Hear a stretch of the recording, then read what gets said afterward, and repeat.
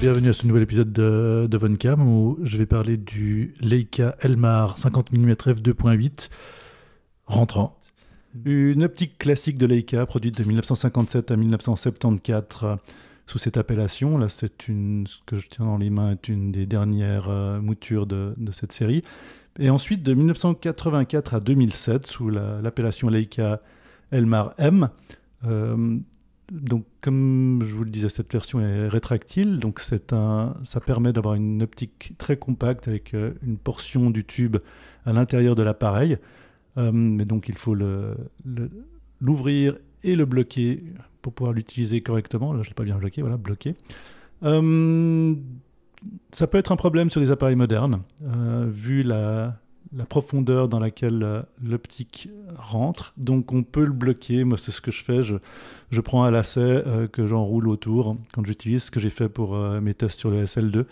Sur des appareils comme le M240, vu que c'est donc un appareil couplé télémètre, le M240, le M8, ça marche très bien. Je n'ai pas testé avec les autres appareils. Mais bon, une sécurité, c'est de mettre ce lacet. Ce que l'on voit ici, donc, c'est une bague d'ouverture qui est distale, qui peut être un petit peu problématique. Des fois, selon les conditions, c'est un peu le même mécanisme que pour débloquer l'objectif, pour le rentrer, pour le rétracter. Donc des fois, on se retrouve avec, surtout sur les appareils à télémètre, on ne voit pas vraiment le résultat. On se retrouve avec un petit décalage du tube, ce qui change complètement le focus. Et donc l'optique se règle, le focus se règle ici, avec un blocage à l'infini, un mécanisme de blocage à l'infini. Voilà, là c'est bloqué, on doit appuyer pour le relâcher, et un mécanisme de réglage du focus, donc couplage télémétrique ici.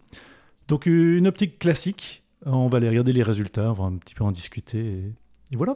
Tout d'abord, quand l'optique est rentrée, donc si on oublie de la sortir, voilà ce qu'on a à gauche, cette première image. Ce qui peut être gênant si on utilise cette optique avec un appareil photo, donc à film, parce qu'on n'a pas directement le retour. Et on a l'impression de faire tout correctement, mais on n'a rien qui bloque en fait la prise de photo. Mais une fois qu'on a sorti l'objectif, donc on a une optique très douce, avec une belle géométrie, un assez beau rendu, comme on peut le voir à droite, là, avec c'était un coucher de soleil sur une maison de Reykjavik. À nouveau, fin de journée, avec le soleil qui tape sur cette côte de Reykjavik, des quartiers ouest, avec les volcans au loin. C'est une butte de football. Là, ça nous donne une assez belle idée, je trouve, de la qualité, de la douceur de cette optique, donc de construction plutôt ancienne. Comme on peut le voir sur l'image de droite, quand on se rapproche un petit peu, on a vraiment pas mal de piquets, on a pas mal de définition. Là, si on rentre dedans, si on zoome dedans, on voit cette précision. On a un peu l'impression, surtout sur des textures un peu granuleuses, comme cette texture de fond, que le bokeh est un petit peu chargé. On le voit bien ici, mais pas particulièrement gênant. Pas mal de caractère, en fait. C'est assez différent de ce qu'on peut avoir avec d'autres optiques. Ici, à nouveau, en termes de bokeh, sur l'image de gauche, c'est une école au centre de la ville de Reykjavik. Le focus est pris sur le bâtiment. On voit la douceur de ce bokeh, surtout sur ce tronc d'arbre. Mais le rendu général, en général, vraiment très beau. Le rendu des couleurs. Là, c'est sur le M240, pardon, j'ai oublié de préciser depuis le début. Donc, un appareil photo avec un capteur plutôt ancien, entre guillemets ancien. Comme on peut le voir à droite, donc on a dans les hautes lumières, le capteur est assez vite saturé. Mais la douceur de ce bokeh, la précision du rendu, la géométrie, la résistance aussi, on va le voir sur les images d'après, aux sources lumineuses en face. Donc là, comme on peut le voir sur cette côte islandaise de l'ouest de l'Islande. Voilà, là on peut le voir. Pointé directement au soleil, on a des effets d'images fantômes, comme on peut le voir sur l'image de gauche en bas, avec ces sortes de disques rosé, orangé, qui correspondent vraiment à la construction optique. C'est quelque chose qu'on trouve plus ou moins grand. Alors, il est plutôt petit, mais parfois on a vraiment des grands effets lumineux comme ceux-là. Ou comme on peut le voir sur l'image de droite, si on regarde sur le bord gauche, quand la lumière rentre fortement dans l'objectif, quasiment en face, on va avoir cet effet d'ombre sur les côtés, très droite, comme s'il y avait une bordure. Donc ça, on le voit à gauche, avec ensuite se diffuser sur le reste de l'image. Mais on a malgré tout une qualité d'image qui est très, très détaillée. À nouveau du 2.8, si les capteurs sont pas forcément très propres, sur votre capteur n'est pas très propre, on le voit sur l'image de gauche, en haut à droite, juste au-dessus de l'horizon. Les poussières peuvent apparaître. Donc là, on rentre dans plus de détails sur des formes géométriques, sur des plans différents. Là, on est au centre de Reykjavik. Premièrement, ce rendu des couleurs, ce très léger diffusé, même si on a une image très précise, vraiment ce rendu à l'ancienne avec ce bokeh très doux, ça donne vraiment quelque chose de très particulier à cette optique. Donc, outre le fait qu'elle soit compacte, qu'elle puisse avoir ce problème on peut avoir ce problème de sortie de l'objectif. Des fois, quand on l'a rangé, c'est un petit peu, on perd un peu de temps à le ressortir, à le bloquer. Mais voilà ce que ça peut donner avec cette géométrie qui est bien préservée. On prend l'image de droite, on zoome au centre. Voilà vraiment ce que je disais, ce très léger diffusé dans les hauts contrastes. Là, on est vraiment en pleine résolution. Ça donne bien. C'est vraiment on le voit un petit peu sur le haut de la barrière, le blanc sur gris foncé. Ce léger diffusé qui donne beaucoup de caractère. Aussi, on va dans le bord de l'image. La qualité, en fait, est vraiment relativement homogène. Je vais jamais dans les détails en fait trop techniques sur la résolution, sur le rendu, la précision, le piqué des optiques, hormis dans les cas où je trouve que c'est vraiment clair. Là, je vais vraiment surtout sur la sensation de l'optique. Donc une optique qui rend, comme on peut le voir là sur ces deux autres images avec ce chat, on a avec le 2.8 assez de profondeur de champ, un bokeh très doux, même si on a vu il peut y avoir un petit effet granuleux. Mais sinon, vraiment une belle géométrie, un très beau rendu, ce très léger diffusé dans les hauts contrastes, comme on peut le voir sur la cheminée à droite. Puis une colorimétrie qui est très belle aussi.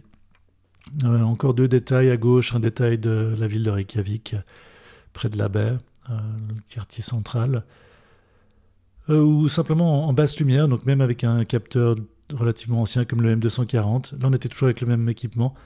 On a vraiment ce rendu avec ce diffusé autour qui peut se rapprocher un petit peu de ce qu'on pourrait avoir avec des films sans couche anti-halation. Bon, là j'exagère un peu, mais voilà un détail d'une chaîne de burgers de Reykjavik. Je trouve que ça donne vraiment bien. Alors ensuite, cette optique, comme je disais avant, on l'a vu avant avec l'effet d'ombre. Quand on s'amuse avec des sources lumineuses de face, on a vraiment un diffusé assez intéressant.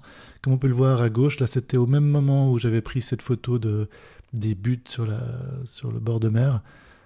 Si on choisit bien le moment, l'effet dans les compositions optiques va être intéressant, comme avec ce diffusé ou ce détail de bistrot à droite.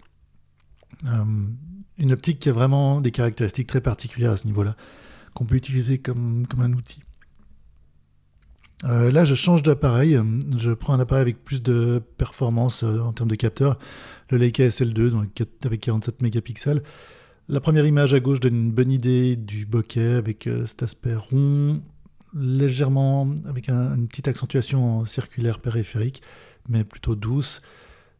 Avec malgré tout, on va voir le détail de cette mousse, de ce lichen sur cette barrière, ou comme le détail sur cette feuille séchée dans une cuisine. Vraiment un aspect ancien en fait, doux et ancien. Voilà, là on zoome sur le lichen pour voir ce détail, très détaillé, avec l'effet un petit peu granuleux de ce bokeh, mais qui n'est pas particulièrement gênant, mais qui donne du caractère. Ou encore là, si on regarde vraiment des images à l'infini, pour les détails de paysage, si on a des avant-plans, ce bokeh est doux, mais fonctionne. Sortie très particulière. Il y a un effet moderne malgré tout, c'est difficile à dire, mais vraiment beaucoup de caractère pour cette optique qui est souvent sous-évaluée, je trouve, sur le marché. Là, on zoome dans l'image de gauche. Le focus était pris sur les rochers en fait, du bord de mer, pas sur l'infini. On voit qu'il y a quand même une petite différence avec un léger bokeh à distance, ce qui rajoute du caractère. Donc une optique intéressante à ce niveau-là, qui est bien précise. Pas trop de perte de luminosité non plus dans les bords. C'est une optique assez bien équilibrée. Encore un petit dernier détail, si on prend un capteur pas plein format comme on a eu avant, où on se concentre vraiment sur le centre de l'optique, là c'est avec un M8, un APS-H, rendu assez intéressant, rendu assez moderne, assez typique du Elmar en fait chez Leica. Voilà, donc là c'est à gauche sur Genève, en Suisse, ou à droite simplement un rocher en Islande, à nouveau ici, avec ce rendu, ce léger diffusé dans les hauts contrastes qui change totalement le caractère de l'image, des vues d'avion près de la région de Keflavik, de l'aéroport international. Encore ici, des maisons dans une périphérie justement de Keflavik, ou simplement un détail de jardin. À nouveau, alors là, le 50 mm étant réduit en termes de champ en fait, d'acquisition, vu que le capteur est plus petit. Mais un très beau rendu dans tous les cas, surtout au centre de cette optique, même si la périphérie est bien préservée. Un exemple avec un appareil photo en termes de compacité, assez long quand il est complètement ressorti, mais si on le range, toc, voilà, on voit que ça fait un appareil photo plus objectif, relativement compact, ce qui est pratique pour le transport. Ce n'est pas l'optique la plus lumineuse, donc si votre capteur est un peu sale, vous verrez plus les particules à 2.8, mais voilà, c'est une option intéressante au vu des images exemples. J'espère que ça vous a diverti, que ça vous a donné quelques idées sur cette optique moins connue que d'autres, moins glamour que d'autres. Voilà, n'hésitez pas à poser des questions, des suggestions, votre expérience avec cette optique-là si vous l'avez déjà. Et à bientôt!